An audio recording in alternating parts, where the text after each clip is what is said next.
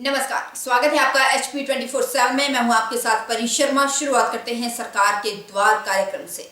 हिमाचल प्रदेश सरकार द्वारा सरकार गांव के द्वार कार्यक्रम के तहत विधानसभा अध्यक्ष कुलदीप सिंह पठानिया ने कार्यक्रम की अध्यक्षता की और लोगों की समस्याओं को सुना। सलूणी पहुंचने पर कांग्रेस पार्टी कार्यकर्ताओं ने विधानसभा अध्यक्ष कुलदीप सिंह पठानिया का गर्मजोशी के साथ स्वागत किया। अलग अलग विभाग द्वारा लगाई गई प्रदर्शनी को विधानसभा अध्यक्ष ने देखा और इसके अलावा मेडिकल कैंप भी लगाए गए, जहां अपंगता के प्रमाण पत्र भी जारी किए गए। इस मौके पर कई शिकायतों का निपटारा किया गया। कुछ शिकायतों को संबंधित विभागों को निपटारे के लिए भेजा गया। बताते चले कि आज 150 के करीब शिकायतें और मांगी गई थी। हालांकि विधानसभा अध्यक्ष कुलदीप सिंह पठानिया ने सभी को गौर से सुना। इसके अलावा कई बेटियों को FDR भी बांटी गई। वहीं दूसरी ओर विधानसभा अध्यक्ष कुलदीप सिंह पठानिया ने सरकार गांव के द्वार कार्यक्रम के तहत सलूणी में कहा कि सरकार हर व्यक्ति की बात को सुनना चाहती है। मेरा ये जिला में चौथा कार्यक्रम है और लोगों को काफी प्यार स्नेह मिल रहा है और उन्होंने सभी शिकायतों को और मांगों को सुना, उनका निपटारा भी किया गया। पिछले सरकार ने जनमंच को शुरू किया, लेकिन लोगों की समस्याओं का निदान नहीं हो सका, जिसका सारा कार्य हम कर रहे हैं। अध्यक्ष ने कहा कि प्रदेश सरकार बेहतरीन कार्य कर रही है और अपने खजाने से 4500 करोड़ का पैकेज, राहत पैकेज भी दिया गया। और जहां भी जिस भी चुनाव क्षेत्र में, चुनाव क्षेत्र के स्तर पर लगभग सभी को बुलाया गया, लेकिन जिस क्षेत्र में हुआ उससे संबंधित जो पंचायतों के जो वहां के नागरिक बाशिंदे थे, वो बहुत बड़ी संख्या में इन कार्यक्रमों में शामिल हुए हैं। और जैसे मैंने कहा कि समाज की आखिरी पंक्ति में,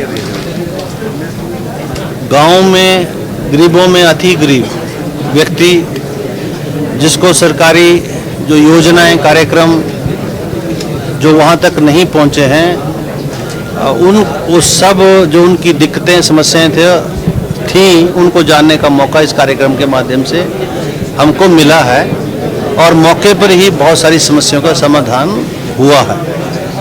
जो हमने जो प्रदर्शनी लगाई है या कैंप्स लगाए हैं स्वास्थ्य जांच के लिए, डिसेबिलिटी सर्टिफिकेट के लिए और आयुर्वेद के कैंप के माध्यम से जो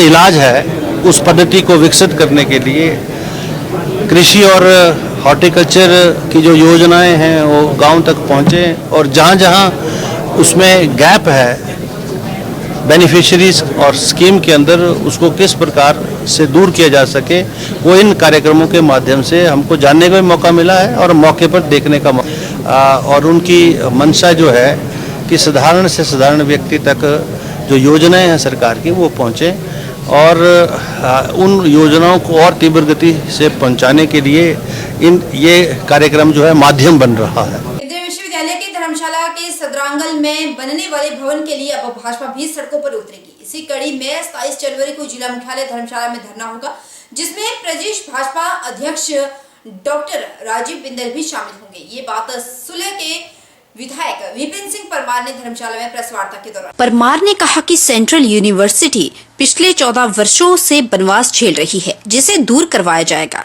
उन्होंने आरोप जड़ते हुए कहा कि जदरांगल में CU भवन हेतु देने के लिए मुख्यमंत्री सुक्खू के पास 30 करोड़ नहीं है, जबकि अपने दोस्तों के कार्यालयों पर लाखों रुपए खर्च कर उन्हें सजाने में CM लगे हुए हैं।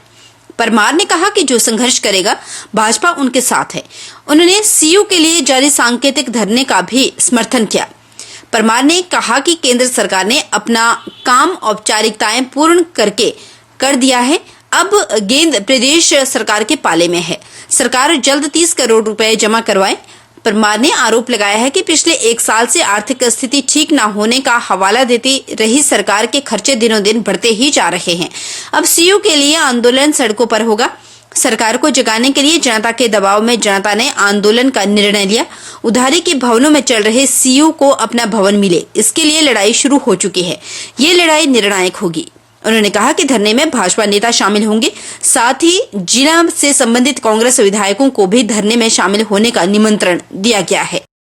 मुख्यतः जो केंद्रीय विश्वविद्यालय जदरांगल धर्मशाला में बनना है, जिसके लिए भूमि का चयन हो गया है और लगभग 56 हेक्टेयर जमीन, जिसके ऊपर वन एवं पर्यावरण मंत्रालय की कुछ ऑब्जर्वेशंस थी, कुछ विसंगतियां थी।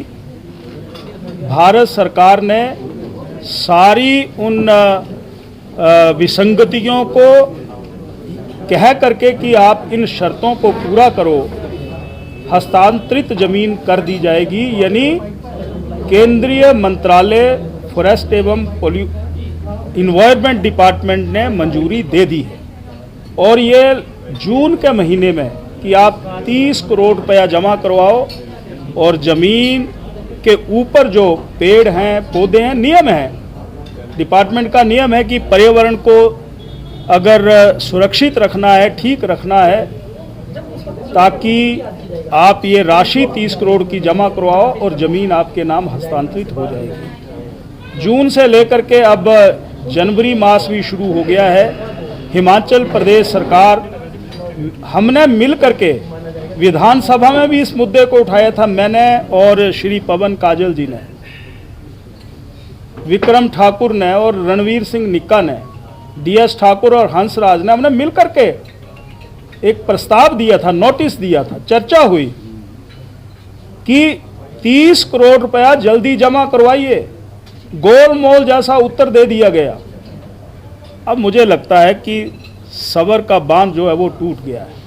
5 दिवसीय मांगों को लेकर बिलासपुर जिला के अस्पतालों में कार्यरत चिकित्सकों का काले बिल्ले लगाकर विरोध प्रदर्शन लगातार जारी है। गौरतलब है कि अपनी मांगों को लेकर चिकित्सक 18 जनवरी से काले रिबन लगाकर अपनी ड्यूटी दे रहे हैं और शांतिपूर्ण तरीके से सरकार के खिलाफ अपना विरोध प्रदर्शन कर रहे हैं। वहीं हिमाचल चिकित्सा अधिकारी संघ बिलासपुर के अध्यक्ष डॉक्टर भूपेंद्र शर्मा ने कहा कि चिकित्सकों द्वारा अपनी मांगों को लेकर काले रिबन लगाकर किए जा रहे विरोध प्रदर्शन जारी है और जब तक उनकी मांगों को पूरा नहीं किया जाता है, वे लगातार शांतिपूर्ण विरोध करते रहेंगे। साथ ही उन्होंने कहा कि हिमाचल चिकित्सा अधिकारी संघ का प्रदेश नेतृत्व में मुख्यमंत्री सुखविंदर सिंह सुक्खू से मुलाकात की और मुख्यमंत्री द्वारा फरवरी माह के पहले सप्ताह में प्रदेश नेतृत्व के साथ बैठक कर उनकी मांगों को चर्चा करने का आश्वासन दिया गया। उन्होंने उम्मीद जताई है कि मुख्यमंत्री काफी समय से चली आ रही चिकित्सकों की मांग को जरूर पूरा करेंगे। आज हम अपना जो शांतिपूर्ण विरोध है, तो इसका आज 6ठा दिन है और जिला बिलासपुर के भी सभी जो डॉक्टर्स हैं वो ब्लैक बैजेस लगाकर अपना OPDs में अपनी ड्यूटी कर रहे हैं और जो सारा काम है सुचारू रूप से, रूटीन वाला काम सारा सुचारू रूप से चला हुआ है। तो इसमें यही है कि अभी तक तो सिर्फ जो ब्लैक बैजेस वाला है, बिल्कुल शांतिपूर्ण तरीके से हम अपना विरोध प्रदर्शन जारी रखे हुए हैं। जी, माननीय मुख्यमंत्री महोदय जी से हमारी जो प्रदेश इकाई है उनकी 18 जनवरी को मुलाकात हुई है, तो उसमें उन्होंने हमें पूरी तरह से आश्वासन दिया है कि फरवरी के पहले हफ्ते के आसपास या उसके बाद जब भी उनके पास समय होगा तो हमें उन्होंने मिलने का समय देने का आश्वासन दिया है और हमारी मांगों पर कोई भी जो भी फैसला होगा सहानुभूतिपूर्वक फैसला लेने का हमें पूरी तरह से उन्हें आश्वस्त किया हुआ है। आपको बता दें कि चिकित्सकों की मुख्य मांगों में अस्पतालों में नियुक्त नए चिकित्सकों को NPA का लाभ देना, एड्स कंट्रोल सोसाइटी के प्रोजेक्ट डायरेक्टर का कार्यभार पुनः की भांति स्वास्थ्य निदेशक को सौंपना, मेडिकल कॉलेज के प्रधानाचार्य और वरिष्ठ स्वास्थ्य अधीक्षक की शक्तियों को संशोधन कर लौटाना, 1.5 वर्षों से खंड चिकित्सा अधिकारी, जिला चिकित्सा अधिकारी, डिप्टी डायरेक्टर के पदों में पदोन्नति नहीं होना। इस संदर्भ में उन्हें केंद्र सरकार की तर्ज पर डायनेमिक करियर प्रोग्रेशन स्कीम के तहत लाभ प्रदान करना, दुर्गामी क्षेत्रों में सेवाएं दे रहे चिकित्सकों को केंद्र सरकार और बिहार जैसे अन्य राज्यों की तुलना में कम वेतन दिया जा रहा है, उनका वेतन बढ़ाना जैसी मांगे शामिल है। जिला कुल्लू के ग्राम पंचायत जिया में पार्वती नदी में अवैध खनन करने के आरोप में पुलिस की टीम ने एक LNT मशीन और टिप्पर को जब्त किया है, तो वहीं भुंतर पुलिस की टीम ने इस मामले में आगामी कार्रवाई शुरू कर दी। पुलिस अब इस बात की भी छानबीन कर रही है कि अवैध रूप से मशीन और टिप्पर कहां से यहां पर खनन कर रहे थे और कहां पर ये मलबा डंप किया जा रहा था। मिली जानकारी के अनुसार बीते कुछ दिनों से पार्वती नदी में एक LNT मशीन के माध्यम से मलबे को निकाला जा रहा था। ऐसे में जब ग्राम पंचायत जिया के प्रतिनिधियों को इस बारे में जानकारी मिली तो वे मौके पर पहुंचे।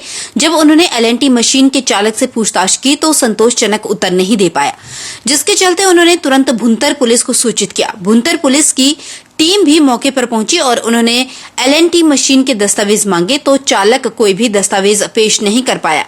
ऐसे में पुलिस ने तुरंत LNT मशीन और टिप्पर को अपने कब्जे में ले लिया और अवैध खनन करने के आरोप में मामला दर्ज कर आगामी कार्रवाई शुरू कर दी। ग्राम पंचायत जिला के प्रधान संजीव कुमार ने बताया कि यहां पर अवैध खनन के चलते पहले ही काफी नुकसान हुआ है और अब कुछ लोग बड़ी मशीनरी लगाकर भी खनन करने में जुटे हुए हैं।